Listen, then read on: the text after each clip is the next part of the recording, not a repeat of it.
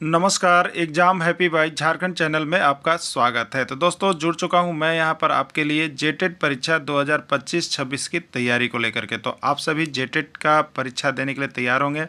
जेटेट परीक्षा बहुत जल्द होने वाली है, तो आप सभी यहां पे क्लासेज के लिए अवश्य जुड़ेंगे। आपको बताते चले, जेटेट में तैयारी को लेकर के बहुत तरह से आपके मन में कौतूहल बना हुआ होगा कि किससे तैयारी करें, कहाँ से तैयारी करें। तो आपको हम बताते चले, जेटेट परीक्षा में यदि आपको परचम लहराना है तो आप झारखंड राज्य के अनुमोदित पाठ्यक्रम JCERT किताब को पढ़ना कभी भी नहीं भूलेंगे। बाहर का प्रैक्टिस सेट लेकर के यदि आप पढ़ रहे हैं तो वो आपके साथ धोखा हो रहा है, ठीक है। तो आप JCERT जैक का किताब ले लीजिए, जो कि आपको झारखंड राज्य के सरकारी विद्यालयों में मिलते हैं। अगर आपको नहीं मिल पाता है तो हम देखिए यहाँ पे झारखंड राज्य के सरकारी विद्यालय से आपको हूबहू हैंड रिटेन नोट्स डेली बना करके, जो आपका न्यू सिलेबस आया है उसके आधार पर यहाँ पर सभी सब्जेक्ट का, चाहे आप 1 से 5 के शिक्षक हो, चाहे 6 से 8 का शिक्षक हो, सभी की तैयारी करवाते हैं। आप घर बैठे यहाँ पर क्षेत्रीय भाषा छोड़ करके सभी सब्जेक्ट का केवल 500 रुपये में तैयारी कर सकते, जिसके लिए देखिए यहाँ पर आपको मोबाइल नंबर दिया गया है 9631054226 पर आप संपर्क करके यहाँ से सभी कोर्सेज परचेज भी कर सकते हैं, तैयारी भी कर सकते हैं। बहुत सारे कोर्सेज बन गए हैं, तो आप अवश्य संपर्क कर लेंगे, घर बैठे ही तैयारी यहाँ से हो जाएगी। चलिए देखते हैं आगे। पात्रता परीक्षा जेटेट 2012 1 से 5 में हिंदी का जो प्रश्न आया था उसको हम लोग यहाँ पर अभी कंप्लीट करेंगे, ठीक है। तो प्रीवियस ईयर का क्वेश्चन पेपर देखिए आप लोग यहाँ सभी को बना लीजिएगा, और पर्यावरण अध्ययन का नोट्स तो आपको देखिए यहाँ पर कंप्लीट करवा दिया गया है, साथ ही साथ उसका क्वेश्चन बैंक भी आप सभी को करवा दिया गया है, ठीक है। जो नए शिक्षक होंगे, जुड़ना चाहते होंगे, तो केवल पर्यावरण अध्ययन का संपूर्ण नोट्स 150 रुपये में, साथ में उसका वीडियो आपको दे दिया जाएगा। तो 150 रुपये में आप यहाँ से पर्यावरण अध्ययन का ले सकते हैं आप, ठीक है। चलिए देखिए, हिंदी के अंतर्गत जो पहला प्रश्न पूछा गया था, सब वो पहला प्रश्न क्या है कि पृथ्वी शब्द का पर्यायवाची शब्द क्या है, ठीक है। अभी जेटेट न्यू सिलेबस जो बनाया गया है उसमें भी आपको पर्यायवाची शब्द दिया गया है, और पर्यायवाची शब्द हमने यहाँ पर कंप्लीट आपको करवा दिया है, जो विभिन्न राज्यों के शिक्षक पात्रता परीक्षा में आए हुए हैं, ठीक है। तो देखिए, पृथ्वी शब्द का पर्यायवाची क्या है आपको बताना है। गिरि, भूमि, भूधर या मंजरी, क्या होगा, ठीक है। देखिए, यहाँ पर पर्यायवाची शब्द जरूर याद कर लीजिएगा, एक पर्यायवाची शब्द आपके एग्जाम में रहेगा। ऐसे हमने प्रयास किया है कि आपको विभिन्न राज्यों के जो शिक्षक पात्रता परीक्षा में पर्यायवाची शब्द पूछे हैं वो हमने आपको यहाँ पर नोट्स बना दिया है। वो आपको जो जुड़े हुए हमारे साथ उनको क्लास भी हो गया है। तो पृथ्वी, गिरि का मतलब क्या होता है देखिए, तो गिरि का मतलब होता है पर्वत या पहाड़, या पृथ्वी का पर्यायवाची शब्द नहीं होगा। भूधर का मतलब क्या होता है, इसका मतलब भी होता है पर्वत या पहाड़, यह आपका पृथ्वी का पर्यायवाची शब्द नहीं है। मंजरी शब्द का मतलब होता है आपका यहाँ पर, मंजरी मतलब छोटे छोटे मंजर होते हैं, कल्प होते हैं, कोमल होते हैं, ठीक है। लेकिन भूमि का मतलब क्या होता है, पृथ्वी होता है, ठीक है, धरा होता है, ठीक है, वसुंधरा होता है। तो पृथ्वी का पर्यायवाची शब्द इसमें कौन होगा, बी होगा। राइट आंसर इसका बी हो जाएगा, ठीक है। चलिए अगला प्रश्न है, पंडित शब्द का स्त्रीलिंग बनती है। पंडित क्या है, पुल्लिंग है, उसका स्त्रीलिंग क्या होगा। अभी आपको हमने स्त्रीलिंग और पुल्लिंग भी बताया है, जिसमें देखिए ये प्रश्न आपका था, ठीक है, और है, आप जा कर के देख लीजिएगा जो जुड़े हुए हैं, ये प्रश्न आपको हमने करवाया है, ठीक है। ये और राज्य में भी पूछे गए हैं। तो पंडित शब्द का स्त्रीलिंग क्या है, पंडाइन, पंडिताइन, ललाइन या नारी, क्या होगा, ठीक है। तो पंडित पुल्लिंग शब्द है, उसका स्त्रीलिंग जब हम बनाएंगे तो कहते हैं पंडिताइन। राइट आंसर बी होगा, ठीक है। अनुज शब्द का विपरीतार्थक है। अनुज शब्द का विपरीतार्थक क्या होगा बताना है, ठीक है।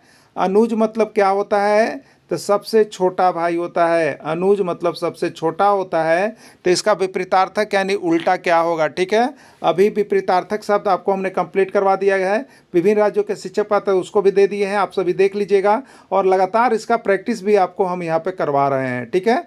तो आज प्रीवियस ईयर में आप देख लीजिए कि आपको कितना प्रश्न वहाँ से भिड़ा है। अनुज, इसका विपरीतार्थक हमने करवाया है, क्या होगा, अग्रज, अचरज, अगर या आश्चर्य, ठीक है। तो अनुज माने बड़ा, और अग्रज मतलब होता है सबसे बड़ा भाई, सबसे बड़ा को अग्रज कहते हैं। तो अनुज का विलोम या विपरीतार्थक शब्द जो है वो आपका अग्रज हो जाएगा, ठीक है। चलिए अगला देखिएगा, गुण, दोष, स्वभाव आदि शब्द किस वर्ग में आते हैं। भाववाचक संज्ञा, जातिवाचक संज्ञा, सर्वनाम या विशेषण, ठीक है। तो संज्ञा के बदले में जो आता है सर्वनाम, और संज्ञा या सर्वनाम की जो विशेषता बताता है विशेषण। लेकिन यहाँ पूछ रहा है कि गुण, दोष, स्वभाव आदि शब्द किस वर्ग में आते हैं। तो ये देखिए संज्ञा के अंतर्गत आप लोग देखे होंगे, जो हमने पाठ आपको टॉपिक दिया है, संज्ञा के 5 भेद में एक भेद आपका है भाववाचक संज्ञा। ठीक है, तो भाववाचक संज्ञा वैसी संज्ञा है जिसको सिर्फ हम क्या कर सकते हैं, अनुभव कर सकते हैं, व्यक्त नहीं कर सकते हैं। ठीक है, तो कैसे कैसे चीज़ों को अनुभव कर सकते हैं, तो वो किसी का गुण को हम अनुभव कर सकते हैं, किसी में दोष क्या है वो अनुभव कर सकते हैं, किसी का स्वभाव कैसा है वो अनुभव कर सकते हैं, किसी का स्वाद कैसा है वो अनुभव कर सकते हैं। तो ये अनुभव वाली चीज़ें जो आती है, जिसमें गुण, दोष, स्वभाव, स्वाद, सारी चीज़ें छिपी रहती है, वो भाववाचक संज्ञा के अंतर्गत चला जाता है। ठीक है, जैसे अच्छा कहेंगे हम तो ये क्या है, गुण है। अगर बुरा कहेंगे तो ये गुण है। लड़ंग झगड़ालू कहेंगे तो ये स्वभाव है। ठीक है, विनम्रता कहेंगे तो ये स्वभाव है। ये सभी भाववाचक संज्ञा के अंतर्गत चला जाएगा। तो राइट आंसर इसका ये होगा। ठीक है, देखिए संज्ञा भी आ गया, पर्यायवाची शब्द भी आ गया, विलोम शब्द भी देखिए आपका आ जाएगा। तो सब कुछ आ रहा है, तो इसलिए जितना आपको हम नोट्स बना दिए हैं और सब देखिए वहीं से है। ठीक है, तो आपको जुड़ने की ज़रूरी है, आपको यहाँ से पढ़ने की ज़रूरी है। ठीक है, रोहन तबला बजा रहा है, रेखांकित शब्द है, विशेषण, सर्वनाम, संज्ञा या क्रिया। देखिए रेखांकित शब्द कहाँ पर है, इसको ध्यान देते हैं।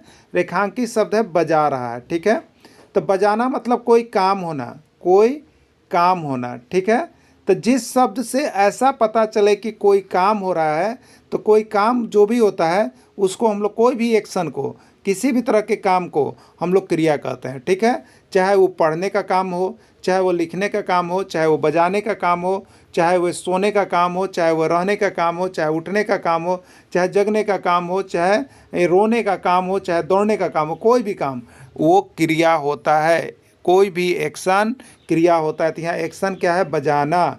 बजाना तो ये किस में जाएगा, क्रिया में जाएगा, ना तो विशेषण में जाएगा, ना तो संज्ञा में जाएगा, ना तो सर्वनाम में। राइट आंसर क्रिया होगा। ठीक है, तो कोई भी कार्य जो किया जा रहा हो वह क्रिया में चला जाएगा। ठीक है, आज्ञा पालन करने वाले को क्या कहते हैं। देखिए विभिन्न शब्दों के बदले ये एक शब्द है कि बहुत बड़ा वाक्य लिखा हुआ, उसके बदले एक शब्द क्या होगा, ये अभी आपको नहीं करवाया गया, ये भी करवा दिया जाएगा जो विभिन्न राज्यों के शिक्षक पात्रता परीक्षा में है। तो देखिए हिंदी अब मेरा क्या हो रहा है, हिंदी सेशन कंप्लीट की ओर मेरा जा रहा है। ठीक है, 2-3 टॉपिक बचे हुए हैं, ये भी 2-3 दिन में समाप्त हो जाएंगे। तो अभी प्रीवियस ईयर को हम लोगों ने देख लिया, अब इसी पर आधार पर आप सारा कर लीजिएगा। तो आपको हम बता देते, देखिए हिंदी में आप जो है यहाँ 15 नंबर का जो आता है, आप आराम से 14 नंबर तक ला सकते हैं, 15 भी आप ला सकते हैं। सिर्फ ज़रूरी है अभ्यास की, और सिर्फ ज़रूरी जितना हम दे रहे हैं उसको देखने का। ठीक है, तो उसको देखना आप लोग कभी भी नहीं भूलिएगा। ठीक है, तो अब देखिए आज्ञा पालन करने वाले को क्या कहते हैं, आस्तिक, आज्ञाकारी, अप्रत्यक्ष, या आपको दिया है आयात। ठीक है, तो देखिए जो ईश्वर में विश्वास करता हो, जो ईश्वर में विश्वास रखता है, उसको हम लोग क्या कहते हैं, आस्तिक। और जो ईश्वर में विश्वास नहीं रखता है उसको हम लोग क्या बोलते हैं, नास्तिक। ठीक है, तो आस्तिक तो जो ईश्वर में विश्वास रखता है। जो आज्ञा का पालन करता है उसको हम लोग क्या कहते हैं, आज्ञाकारी। जो आज्ञा का पालन करे उसको हम लोग क्या कहेंगे, आज्ञाकारी कहते हैं। और जो सामने से न दिखाई दे वो अप्रत्यक्ष, और जो एकदम सामने दिखाई दे वो प्रत्यक्ष। आयात किसको कहते हैं, तो कोई भी सामान जो हम बाज़ार से क्या करते हैं, बाज़ार में क्या करते हैं, खरीदते हैं, मंगाते हैं, तो वो क्या होता है, आयात। और अगर हम किसी को बेच रहे हैं तो क्या हो गया, निर्यात। ठीक है, तो ये सारा चीज़ों करना है, तो आज्ञा पालन करने वाले को हम लोग क्या कहेंगे, आज्ञाकारी कहेंगे। बुराई, मिठाई, चतुराई शब्दों में कौन सा प्रत्यय है। ठीक है, मिठाई में कहेंगे तो मीठा जोड़ आई, तो ये मिठाई हो गया। तो आई प्रत्यय लगा हुआ है, चाहे वो बुराई हो, चाहे मिठाई हो, चाहे चतुराई हो, सभी में क्या लगा हुआ है, आई प्रत्यय लगा हुआ है। राइट आंसर इसका सी हो जाएगा। हिमालय शब्द का संधि विच्छेद है, हिमालय शब्द का संधि विच्छेद है। संधि विच्छेद आपका बचा हुआ है अभी सिलेबस के अनुसार, संधि विच्छेद का बहुत जल्द आपका क्लास समाप्त हो जाएगा। हिम जोड़ालय, ही जोड़ मालय, हिमा जोड़ लय, हिमाल जोड़ य। ठीक है, हिमालय तो क्या होता है, हिम होता है, और जोड़ क्या होता है, आलय होता है। ठीक है, हिमालय बर्फ का घर, और ये कौन सा संधि हो गया, ये स्वर संधि हो गया। ठीक है, दोनों में इसमें अ और आ का मिलन हो रहा है, तो ये स्वर संधि होगा। ठीक है, तो हिमालय का संधि विच्छेद होगा हिम जोड़ आलय। राइट आंसर ए होगा। और यह कौन सा संधि होगा, तो स्वर संधि होगा। ठीक है, शिक्षण में छात्रों की सर्वाधिक भागीदारी संभव है। शिक्षण में छात्रों की सर्वाधिक भागीदारी कैसे संभव है? व्याख्या विधि द्वारा, चर्चा विधि द्वारा, पुस्तक विधि द्वारा, ऑडियो विजुअल ऐड द्वारा। ठीक है, देखिए आपका जो सिलेबस बनाया गया है, एक तो आपका पाठ का है और दूसरा ख ग्रुप शिक्षण विधि का। देखिए शिक्षण विधि से 1 से 2 प्रश्न है और यह शिक्षण विधि आप पर निर्भर करता है। इसको आप सोचिए कि हम रट के या उसके हर टॉपिक को बना के पढ़े, तो ऐसा ज़रूरी नहीं है। ये 1-2 प्रश्न आपके दिमागी टेस्ट की ओर अग्रसित होता है जो आपका शिक्षण विधि से होता है, और यह आपको किसी भी जगह से रटने और कपने ज़रूरी नहीं है। आपको ये अपने दिमागी टेस्ट ही होगा, इसलिए आपको केवल अपना जो है टॉपिक को कंप्लीट करना है जो आपको ए में दिया हुआ रहता है, जो चैप्टर का नाम दिया हुआ। ठीक है, शिक्षण विधि वाले आपके दिमागी टेस्ट पर रहेंगे और उससे 1-2 प्रश्न रहेंगे, ज़्यादा नहीं रहेंगे, इसलिए उधर आपको ज़्यादा एग्रेसिव नहीं होना है। ठीक है, तो शिक्षण में छात्रों की सर्वाधिक भागीदारी किस प्रकार से संभव है? व्याख्या विधि द्वारा, चर्चा विधि द्वारा, पुस्तक विधि द्वारा, ऑडियो विजुअल ऐड द्वारा। ठीक है, सबसे पहले तो देखिए यहाँ शिक्षण का काम हो रहा है। शिक्षण का काम छात्र और शिक्षक के बीच हो रहा है, तो वो किस द्वारा सबसे अधिक होगा कि जिसमें सभी का भागीदारी हो, शिक्षक का भी भागीदारी हो और बच्चा भी उसमें भाग ले रहा हो। वो कैसे होगा? तो वो देखिए होगा चर्चा विधि द्वारा। ठीक है, चर्चा विधि में क्या होता है कि शिक्षक किसी चीज़ को यदि व्याख्या बताएं तो उसको फिर क्या करेंगे, बच्चों के बीच चर्चा करेंगे। ठीक है, बच्चों के बीच क्या करेंगे, चर्चा करेंगे, या बच्चा से बीच बीच में क्या करेंगे, प्रश्न पूछेंगे और वो बच्चा उसका चर्चा करेगा। तो इससे क्या होगा, सभी का भागीदारी जो है बहुत अच्छा जुड़ाव रहेगा। तो छात्रों की सर्वाधिक भागीदारी जो है शिक्षण का जब कार्य चल रहा हो तो वो चर्चा विधि द्वारा होगा। ठीक है, भाषा के अभिव्यक्तात्मक कौशल कौन है? ठीक है, भाषा के अभिव्यक्त करने का कौशल कौन है? ठीक है, तो देखिए सुनना बोलना, पढ़ना लिखना, सुनना पढ़ना, बोलना सीखना क्या है? ठीक है, तो भाषा के जो कौशल हैं वो है शुभोपली। आप लोग पढ़े होंगे शुभोपली, 4 को कौशल हैं। सबसे पहले सुनना होता है, फिर बोलना होता है, फिर पढ़ना होता है, फिर लिखना होता है। ठीक है, लेकिन अभिव्यक्त करने के लिए क्या होता है, तो 2 को होता है, सुनना और बोलना। ठीक है, ये अभिव्यक्त करने का कौशल होता है। तो भाषा का अभिव्यक्त करने का कौशल क्या है, तो यहाँ पर जाएगा सुनना बोलना, जिसको शुभोपली के नाम से जाते हैं। तो पहला कौशल है सुनना और बोलना। आँख का तारा होना मुहावरा का क्या अर्थ है? देखिए आँख का तारा होना मुहावरा का क्या अर्थ है आपको बता दिया गया है। अभी मुहावरा हमने कंप्लीट करवा दिया है और विभिन्न राज्यों के शिक्षक पात्रता परीक्षा जो है उसको भी दिखा दिया है। वहाँ पर देखिएगा आपको आँख का तारा मिला है कि नहीं मिला है ना, वो विभिन्न राज्य में भी आया है। आँखों में चमक होना, आकाश में तारा, बहुत प्यारा, आँख की रोशनी। ठीक है, तो आँख का तारा होना मतलब बहुत प्यारा होना। ठीक है, तो जिसके घर में एक लड़के होते हैं या एक लड़कियाँ जो भी होती है, एक बच्चे होते हैं, वो क्या होते हैं, माता पिता के आँखों का तारा होते हैं। ठीक ना, तो उसको कहते हैं आँख का तारा, यानी उनके लिए वो बहुत ही प्यारा होते हैं। अगला है देखिए यहाँ पर 12-13 के लिए निर्देश है, पदांश है। ठीक है, अभी आपको हमने कल गद्यांश करवाया था। ठीक है, यहाँ पर पदांश देखिए दिया हुआ है, इसीलिए हम सोचे कि आपको यहाँ पर जो है पदांश आपको मिल जाएगा किस में, तो सभी राज्यों के शिक्षक पात्रता परीक्षा में। इसलिए हम पदांश को लेकर के और गद्यांश को लेकर के यहाँ पर आपको प्रीवियस ईयर करवा दे रहे हैं, जिससे गद्यांश पदांश मेरा यहाँ पर जो सिलेबस टॉपिक है वो कंप्लीट होगा, साथ ही प्रीवियस ईयर भी कंप्लीट हो जाएगा। ठीक है, तो प्रश्न संख्या 12-13 के लिए निम्नलिखित पदांश को ध्यानपूर्वक पढ़ें और नीचे दिए गए प्रश्नों के उत्तर दें। तो ये पदांश आपको गद्यांश और पदांश से देखिए 5 या 6 प्रश्न आपका अभी जो 2026 में प्रश्न पूछे जाएंगे उससे भी आएगा। ठीक है, चलिए देखते हैं पदांश में क्या लिखा हुआ है। पदांश में लिखा हुआ है, मैंने देखा एक बड़ा बरगद का पेड़ खड़ा है, उसके नीचे कुछ छोटे छोटे पौधे, बड़े सुशील विनम्र देखकर मुझको यूं बोले, हम भी कितने खुश किस्मत हैं जो खतरों का नहीं सामना करते।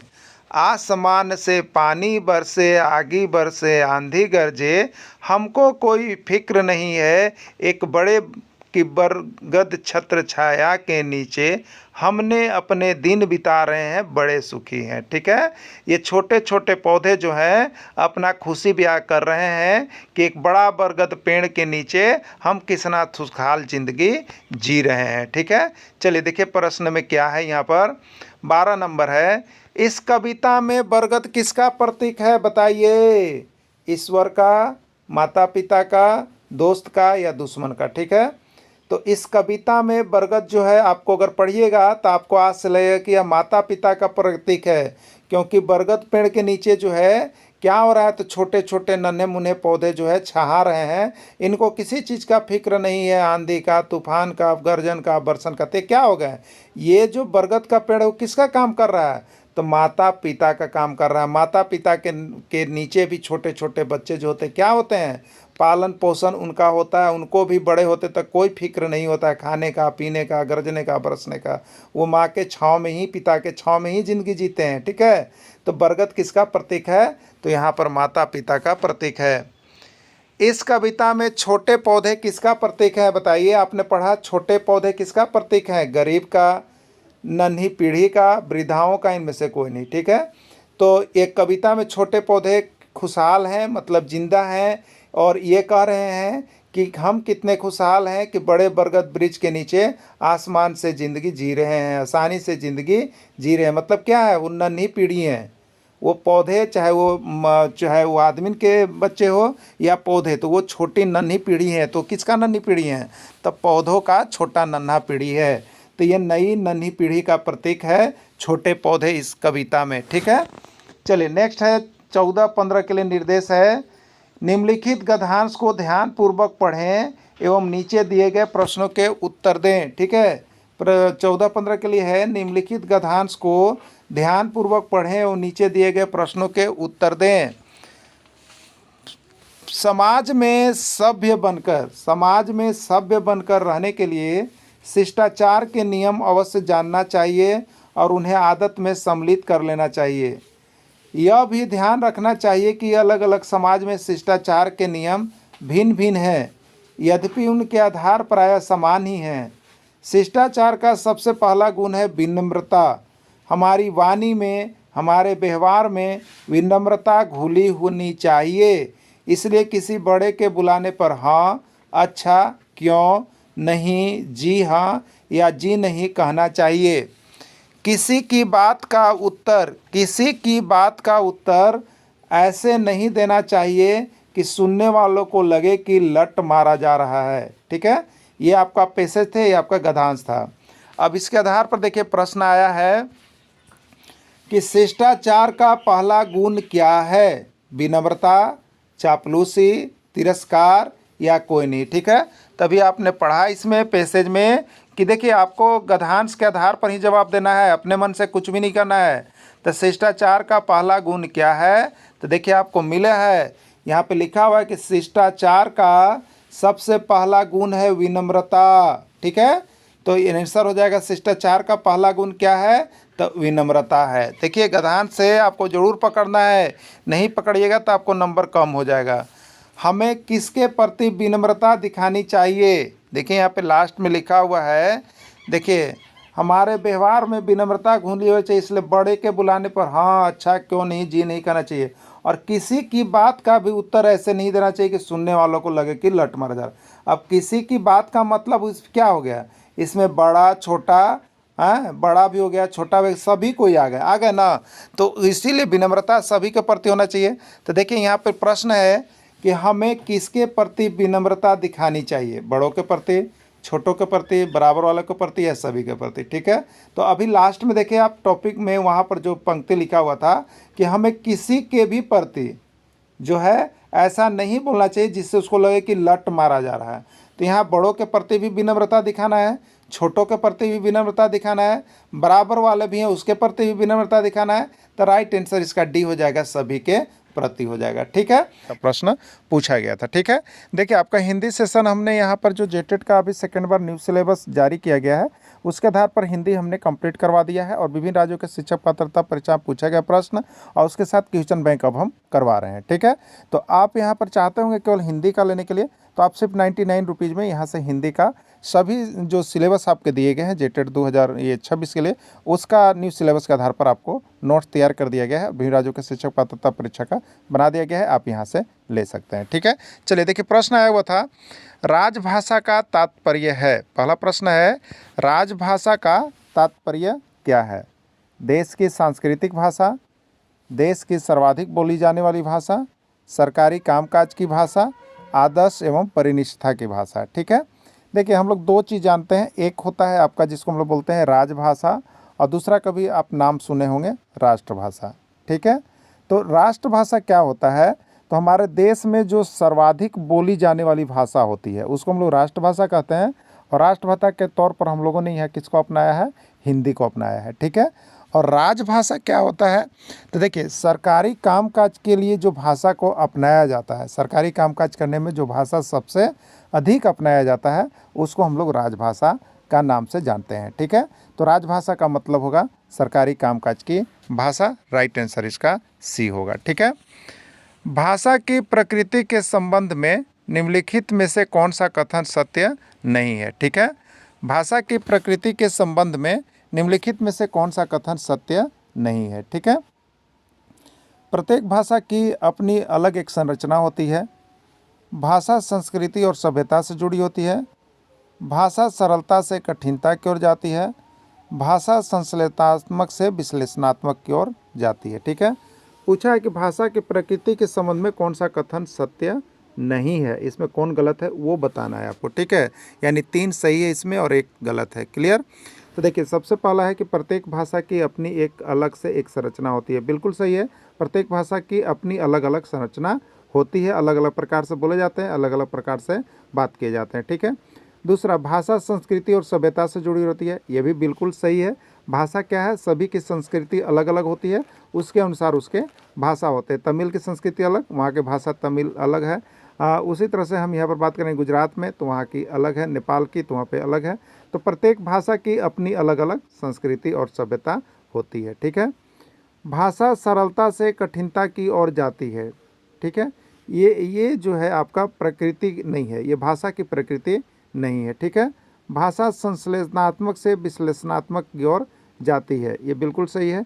यानी इसका जो कथन गलत है, कौन सा कथन सत्य नहीं है, तो उसके लिए हो जाएगा आपका सी। क्या हो जाएगा उसके लिए, आपका सी हो जाएगा। ठीक है, चलिए अगला है, सबको समान दृष्टि से देखने वाले को क्या कहते हैं। ठीक है, विभिन्न शब्दों के बदले एक शब्द अभी आपको नहीं करवाया गया है, लेकिन ये आपको करवा दिया जाएगा। यहाँ से एक प्रश्न आपका हर बार हर राज्य में रह रहा है, भले ही सिलेबस में नहीं दिया गया हो, लेकिन वैसे भी प्रश्नों को हम लोग यहाँ पर देख कर जाएंगे जो कि हर राज्य में पूछा जा रहा है। ठीक है, सबको समान दृष्टि से देखने वाले को क्या कहते हैं आपको बताना है।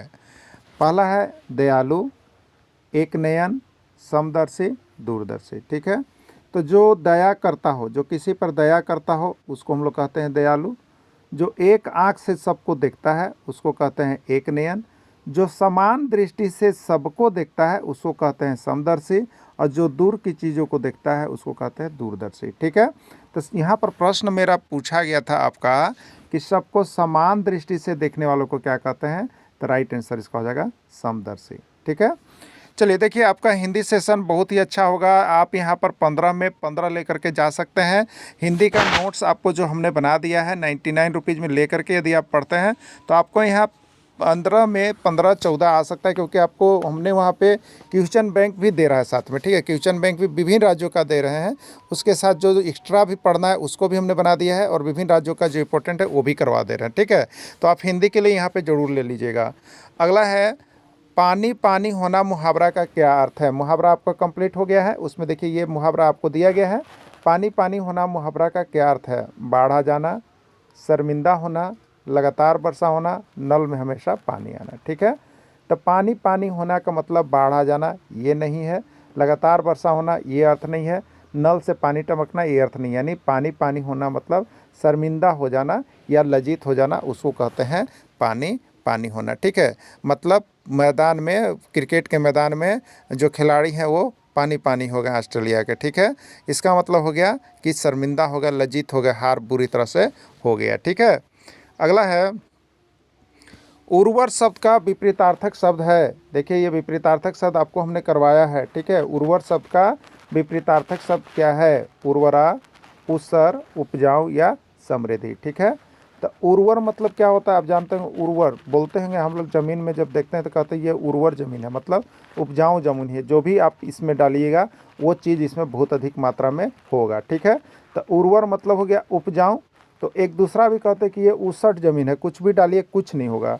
तो उर्वर का विलोम शब्द जो हो जाएगा या विपरीतार्थक शब्द जो हो जाएगा वो आपका हो जाएगा ऊसर। क्या हो जाएगा, ऊसर। ठीक है, उर्वरा जो है उर्वर का पर्यायवाची शब्द हो गया, उपजाऊ जो है पर्यायवाची शब्द हो गया, समृद्धि पर्यायवाची शब्द हो गया, लेकिन ऊसर जो है ये विपरीतार्थक शब्द हो जाएगा। ठीक है, विपरीतार्थक शब्द हो जाएगा ना। चलिए, कमल का पर्यायवाची नहीं है, आपको बताना है इसमें कौन कमल का पर्यायवाची शब्द नहीं है। ठीक है, नहीं है, यानी इसमें 3 को कमल का पर्यायवाची शब्द है और एक शब्द ऐसा है जो कमल का पर्यायवाची नहीं है। ठीक है, तो राजीव क्या है, तो राजीव ये कमल का पर्यायवाची शब्द है। नीरज क्या है, ये भी कमल का पर्यायवाची शब्द है। पंकज क्या है, ये भी कमल का पर्यायवाची शब्द है। लेकिन वारिद, वारिद जो है ये बादल धुंध कोहरा के सेंस में आता है।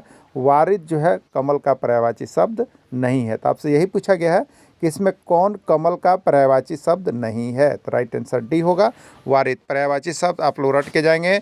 एक प्रश्न आपका एग्जाम में रहेगा, देखिए, जो हल्का सब्जेक्ट है वो वहाँ से स्कोरिंग बढ़ाने का प्रयास कीजिएगा। ठीक है, जो नहीं आता है उसी के पीछे ज़्यादा नहीं पड़ा हुआ रहना है, जो आता है उसको 100% कंप्लीट करके एग्ज़ाम में जाना है, जिससे कि मेरा स्कोर कहीं से भी बढ़े। किसी में पासिंग मार्क्स की बाध्यता नहीं है, वो समाप्त कर दी गई है। ठीक है, इसलिए आपको जो सब्जेक्ट लगता है कि मेरे लिए आसान है, उस सब्जेक्ट को पूरा पढ़ के जाइए और पूरा अच्छी तरह से तैयारी करके जाइए, जिससे आपका स्कोर बन सके।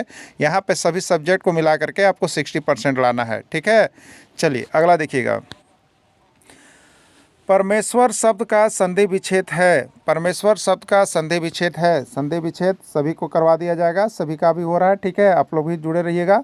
पर जोड़ मेश्वर, परम जोड़ ईश्वर, परम जोड़ ऐश्वर, पर जोड़ ईश्वर। परमेश्वर शब्द का संधि विच्छेद क्या होगा आपको बताना है। ठीक है, चलिए, परमेश्वर शब्द का संधि विच्छेद क्या होगा, तो इसके लिए क्या होता है, परम क्या होता है, परम जोड़ एकार के लिए ईश्वर, परम जोड़ ईश्वर, ये हो जाएगा आपका परमेश्वर। तो परम जोड़ ईश्वर किस में लिखा हुआ है, बी में, तो राइट आंसर इसका बी हो जाएगा। ठीक है, चलिए अगला है उत्कर्ष, उत्सव तथा उत्कृष्ट शब्दों में उपसर्ग है। देखिए, अभी जो जेटेट न्यू सिलेबस दिया गया है उसमें से उपसर्ग और प्रत्यय को हटा दिया गया है। ठीक है, उपसर्ग और प्रत्यय को हटा दिया गया है, क्लियर। लेकिन आप लोग उपसर्ग और प्रत्यय को हटा के नहीं चलेंगे, आप लोग ले करके चलेंगे, क्योंकि ये बहुत ही हल्का है उपसर्ग प्रत्यय। लेकिन आप सिलेबस के अनुसार कल चलिएगा तो नहीं देखिएगा और कहीं शायद आ जाए तो आपका गड़बड़ हो सकता है। ठीक है, इसलिए ग्रामर सेशन बहुत ही आसान है हिंदी के, तो उपसर्ग और प्रत्यय हम करवा देंगे आपको, आप सभी यहाँ से देख लीजिएगा। ठीक है, ये नहीं कहिए कि सिलेबस में नहीं है, आपको हर राज्य में आ रहा है, हो सके आपके भी एग्जाम में आ जाए और वहाँ पर कुछ कहा नहीं जा सकता है। ठीक है, तो छोटे छोटे चीज़ों को हम लोग पकड़ के ही चलेंगे ना। चलिए, उत्कर्ष, उत्सव तथा उत्कृष्ट शब्दों में उपसर्ग, उपसर्ग कौन सा है, देखिए, उपसर्ग। ठीक है, उपसर्ग, उप ना, जो पहले, जो किसी शब्द के पहले लगेगा और लग के उसका अर्थ बदलेगा, तो उसको हम लोग उपसर्ग कहते हैं। ठीक है, तो चलिए, उपसर्ग के लिए हम लोग संधि विच्छेद करेंगे, तो उत्कर्ष को हम क्या लिखेंगे बताइए, उत जोड़ कर्ष लिखेंगे। ठीक है, उत जोड़ कर्ष लिखेंगे। ठीक है, उत्सव के लिए क्या लिखते हैं बताइए, उत जोड़ सौ लिखते हैं, उत्सव। और उत्कृष्ट के लिए क्या लिखते हैं, उत जोड़ कृष्ट, उत जोड़ कृष्ट, उत्कृष्ट। ठीक है, तो सभी में पहले क्या लग रहा है, उत लग रहा है, उत लग रहा है, उत लग रहा है। ठीक है, यानी उत्कर्ष हो, उत्सव हो या उत्कृष्ट हो, जो पहले लग रहा है वो सभी उपसर्ग हैं, तो उत उपसर्ग होगा। उत किस में है, सी में है, राइट आंसर इसका सी हो जाएगा। ठीक है, देखिए, उपसर्ग प्रत्यय के लिए आपको संधि विच्छेद को याद रखना है। अगर संधि विच्छेद आप अच्छा तरह से करने जानते हैं तो समझिए कि उपसर्ग और प्रत्यय आपको बन जाएगा। जो पहले लगता है वो उपसर्ग है, जो बाद में लगता है वो प्रत्यय होता है। ठीक है, चलिए, नीलांबर में कौन सा समास है, आपको बताना है कि नीलांबर में कौन सा समास है, तत्पुरुष, कर्मधारय, अव्ययभाव, बहुब्रीहि। ठीक है, देखिए, चारों समास को हम लोग बहुत अच्छी तरह से एक बार पढ़ेंगे। अभी इसका नोट्स बन गया है, आपको क्लास दे दिया जाएगा, तो ये पर देख लीजिएगा, तो आपको यहाँ से एक प्रश्न रहेगा और आपको हम जितना समास का देंगे उतना ही से आपको टॉपिक से प्रश्न रहेगा, उतने ही में से रहेगा, एकदम कंफर्म रहिएगा। ठीक है, क्योंकि विभिन्न राज्यों का है, साथ में जो अभी तक आया है बहुत से एग्जाम में उसका है, कम प्रश्न में आपको अधिक यहाँ से प्रश्न जो है आपको आएगा एग्जाम में, जो हम आपको नोट्स बना के दे रहे हैं रिटर्न। बहुत ही जो है आपको छाट छाट के नोट्स बनाया गया है और JCERT से बहुत ज़्यादा किताब जो है बनाया जा रहा है और वहीं से आपको सारा प्रश्न टच करता है। ठीक है, तो नीलांबर में कौन सा समास है, तो नीलांबर का क्या होता है, नीलांबर का अर्थ होता है नीला हो अंबर जिसका। ठीक है, नीला हो अंबर जिसका। ठीक है, ये उपमा दिया जा रहा है, इसलिए ऐसा जिसमें विशेषता बताया जा रहा हो तो वो आपका कर्मधारय समास हो जाएगा और ये कर्मधारय समास हो जाएगा। ठीक है, कर्मधारय समास हो जाएगा। चलिए अब देखेंगे यहाँ पे आपको जो है अभी न्यू सिलेबस में भी दिया गया है, आपको क्या क्या पढ़ना है, गद्यांश और एक पढ़ना है पदांश। ठीक है, गद्यांश और पदांश। ठीक, तो अभी ये क्या है, आपको पदांश दिया जा रहा है, पदांश दिया जा रहा है, इस पर प्रश्न का उत्तर देना होगा। इसके बाद एक गद्यांश भी आएगा, इस पर देना होगा। देखिए ये बहुत ही अच्छे होते हैं गद्यांश पदांश को, खाली आप ध्यान से पढ़िएगा और उसके बाद उसका आंसर को मिलान करने के लिए अगर सीखिएगा तो आप समझिए यहाँ पर जो है 6, कभी 4 नंबर का आता है, कभी 6 नंबर का आता है, याद रखिएगा।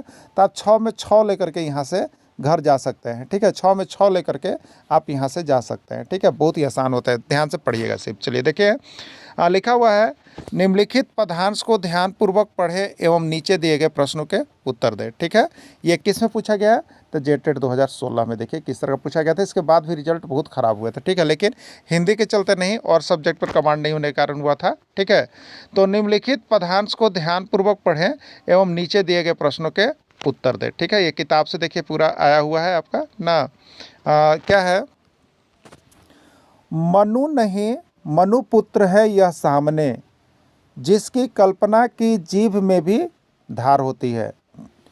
बाण ही होते हैं विचारों के नहीं केवल, स्वप्न के भी हाथ में तलवार होती है। स्वर्ग से सम्राट को जाकर खबर कर दे, रोज ही आकाश चढ़ते जा रहे हैं वे। रोकिए जैसे बने इन स्वप्न वालों को, स्वर्ग को ही आगे बढ़ते आ रहे हैं वे। ठीक है, बहुत ही अच्छी कहानी है कि स्वप्न के हाथ में तलवार है, वे हमेशा बादल की तरफ बढ़ते आ रहे हैं, रोकिए इनको कैसे रोक सकते हैं। ठीक है, चलिए इतना अर्थ नहीं देखना है, आपको जो प्रश्न पूछा जाएगा इसी से मैच करता हुआ रहेगा। ठीक है, चलिए देखिए पूछा है, कवि के अनुसार किसकी जीभ में तेज धार होती है। बताना है कवि के अनुसार किसकी जीभ में तेज धार होती है, स्वप्न की, विचार की, कल्पना की, स्वर्ग की। ठीक है, तो किसकी जीभ में तेज धार होती है, आपको कहीं मिलेगा। चलिए पढ़िए एक बार, मनु नहीं मनुपुत्र है यह सामने, जिसकी कल्पना की जीभ में भी धार होती है। किसके जीभ में धार होती है, कल्पना की जीभ में धार होती है। देखिए प्रश्न पूछा गया है, कवि के अनुसार किसकी जीभ में तेज धार होती है, एकदम एकदम क्लियर मिलेगा, बकाइएगा नहीं आप लोग। देखिए यहाँ पे मिला ना, क्या मिला, जिसकी कल्पना की जीभ में भी धार होती है, कल्पना की जीभ में धार होती है, कल्पना, राइट आंसर कल्पना होगा उसका। देखिए एकदम 100% मिलेगा, अकबकाना नहीं है। ठीक है, तो कवि के अनुसार किसकी जीभ में तेज धार होती है, कल्पना की जीभ में तेज धार होती है, राइट आंसर सी होगा। ठीक है, चलिए अगला पूछिए। अगला पूछा गया है प्रश्न, किसके हाथ में तलवार होती है, आपको बताना है किसके हाथ में तलवार होती है। चलिए देखिए इसको पढ़िएगा, आपको सब कुछ मिलेगा। देखिए यहीं पे लिखा हुआ है, स्वप्न के भी हाथ में तलवार होती है, स्वप्न के भी हाथ में तलवार होती है। तो किसके हाथ में तलवार होती है आपसे पूछा गया है, तो क्या आपका आंसर होगा, स्वप्न के हाथ में भी तलवार होती है, राइट आंसर इसका डी हो जाएगा। ठीक है, चलिए पदांश खत्म हो गया। आइए अब गद्यांश को, गद्यांश से भी प्रश्न रहेंगे आपके, तो गद्यांश को यहाँ पर देख लेते हैं हम लोग। ठीक है, तो देखिए यहाँ पे क्या लिखा हुआ है, प्रश्न संख्या 12 से 15 के लिए निर्देश दिया गया है कि निम्नलिखित गद्यांश को ध्यानपूर्वक पढ़ें एवं नीचे दिए गए प्रश्नों के उत्तर दें। ठीक है, देखिए साहित्य को समाज का प्रतिबिंब माना गया है, साहित्य को समाज का प्रतिबिंब माना गया है, अर्थात समाज का पूर्ण रूप साहित्य में प्रतिबिंबित होता रहता है। अनादिकाल से साहित्य अपने इसी धर्म को पूर्ण निर्वाह करता चला आ रहा है, वह समाज के विभिन्न रूपों का चित्रण करे। एक तरफ तो हमारे सामने समाज के यथार्थ चित्र प्रस्तुत करता है और दूसरी ओर स्वस्थ कल्पना द्वारा समाज के विभिन्न पहलुओं का विवेचन करता हुआ यह बताता है कि मानव समाज की सुख, समृद्धि, सुरक्षा और विकास के लिए कौन सा मार्ग उपादेय है। एक आलोचक के शब्दों में कवि वास्तव में समाज की व्यवस्था, वातावरण, धर्म, कर्म, रीति नीति तथा सामाजिक शिष्टाचार या लोक व्यवहार से ही अपने काव्य के उपकरण चुनते हैं और उनका प्रतिपादन अपने आदर्शों के अनुरूप करता है। साहित्यकार उसी समाज का प्रतिनिधित्व करता है जिसमें वह जन्म लेता है। याद रखिएगा, साहित्यकार किस समाज का प्रतिनिधित्व करता है, जिसमें वह जन्म लेता है। वह अपनी समस्याओं का सुलझाव करता है, अपने आदर्शों की स्थापना करता है, अपने समाज के आदर्शों के अनुरूप ही करता है। जिस सामाजिक वातावरण में उसका जन्म होता है उसी में उसका शारीरिक, बौद्धिक और मानसिक विकास होता है। यह कहना सर्वथा असंभव और अविवेकपूर्ण है कि साहित्यकार समाज से पूर्णतः निरपेक्ष या तटस्थ रहकर साहित्य सृजन करता है। वाल्मीकि, तुलसी, सूर, भारतेंदु, प्रेमचंद आदि का साहित्य इस बात का सर्वाधिक सशक्त प्रमाण है कि साहित्यकार समाज से घनिष्ठ रूप से संबंध रखता हुआ ही साहित्य सृजन करता है। समाज की अवहेलना करने वाला साहित्य क्षणजीवी होता है। मानव का कला या साहित्य सृजन के प्रति उन्मुख होना उसका इंद्रिय बोध का परिणाम रहा है। रूप, रस, गंध, स्पर्श आदि के इंद्रिय बोध मानव और पशु दोनों में ही विद्यमान है, परंतु मानव में पशु की अपेक्षा अधिक मात्रा में मानव में एक विशिष्ट गुण और विवेक है। विवेक द्वारा उसने सामाजिक जीवन का विकास और अपने इंद्रिय बोध का परिष्कार किया है। समाज व्यवस्था बदलने के साथ मनुष्य का इंद्रिय बोध विचार और भाव की अपेक्षा अस्थायी रहता है, और भाव और विचार दोनों ही साहित्य के मूलाधार हैं और उनका उद्गम परिष्कार सामाजिक परिवेश में ही संभव होता है, समाज से कटकर निरपेक्ष रहने पर नहीं। ठीक है। प्रश्न है, साहित्यकार किस समाज का प्रतिनिधित्व करता है? जिस समाज में वह जन्म लेता है, जिस समाज के बारे में वह लिखना चाहता है, जिस समाज की वह अवहेलना करता है। ठीक है, या इनमें से सभी। ठीक है, तो साहित्यकार किस समाज का प्रतिनिधित्व करता है? तो जिस समाज में वह जन्म लेता है। ठीक है, देखिए लिखा हुआ है साहित्यकार किस समाज का प्रतिनिधित्व करता है, तो साहित्यकार उस समाज का प्रतिनिधित्व करता है जिस समाज में वह जन्म लेता है। ठीक है, देखिए आपको मिला भी था, अभी हमने आपको करवाया था। देखिए साहित्यकार उसी समाज का प्रतिनिधित्व करता है जिसमें वह जन्म लेता है। देखिए एकदम स्पष्ट मिलेगा, इसमें टाइम दीजिएगा आपको एकदम लाइन बाय लाइन वो चीज़ मिल जाएगा। तो साहित्यकार उसी समाज का प्रतिनिधित्व करता है जिसमें वह जन्म लेता है। मिल गया आपको ना। तो यहाँ पर प्रश्न वही आपसे पूछा था कि साहित्यकार किस समाज का प्रतिनिधित्व करता है। राइट आंसर ए होगा, जिस समाज में वह जन्म लेता है। ठीक है। इंद्रिय बोध में कौन सा समास है? इंद्रिय बोध में कौन सा समास है आपको बताना है। ठीक है, अव्ययी भाव, तत्पुरुष, द्वंद्व या कर्मधारय। ठीक है, इंद्रिय बोध का मतलब क्या होता है? जो इंद्रियों का बोध करने वाला, इंद्रियों का बोध कराने वाला को इंद्रिय बोध कहते हैं। ठीक है, इंद्रियों का बोध कराने वाले को इंद्रिय बोध कहते हैं। इसमें का कारक का चिन्ह का आया है। ठीक है, तो जिस समास का जब आप विग्रह करेंगे उसमें कारक चिन्ह आएगा तो वो आपको ले जाना है। आपको किस में ले जाना है? तो उसको आपको तत्पुरुष समाज में ले जाना है। ठीक है, तत्पुरुष समास में ले जाना है। राइट आंसर इसका बी हो जाएगा, तत्पुरुष समास हो जाएगा। ठीक है। साहित्य हमें क्या बताता है? सामाजिक वर्चस्व करने के लिए, समाज व्यवस्था को बदलने के लिए, मानव समाज की सुख, समृद्धि, सुरक्षा, विकास का कौन सा मार्ग उपादेय है? इनमें से सभी। ठीक है, तो देखिए हमें दिखाया था आपको कि साहित्य हमें मानव साम्राज्य की सुख, समृद्धि, सुरक्षा और विकास के लिए कार्य करता है। ठीक है। कवि का आदर्श क्या है? उसके समाज, उसके स्वयं, उसके परिवार, इनमें से सभी। ठीक है, तो कवि का आदर्श होता है उसके स्वयं के आदर्श के अनुरूप ही होता है, कवि का आदर्श होता है। बाकी नीचे देखिए आपको यहाँ पर जो है आपको आंसर शीट दिया गया है, बना दिया गया है, आप यहाँ से देख लेंगे। ठीक है, तो इसी तरह का जेटेट 2016 में प्रश्न आया था, आप सभी को इसी तरह से जेटेट 2026 में भी आएंगे। इससे ज़्यादा आपको भारी आने वाला नहीं है, बस आवश्यकता है लगातार बने रहने की, जुड़े रहने की, और साथ में यहाँ से सारा नोट्स PDF जो आपको हैंड रिटेन बनाया गया है, बहुत ही मेहनत से बनाए जा रहे हैं, तो आप यहाँ से जरूर ले लेंगे। धन्यवाद।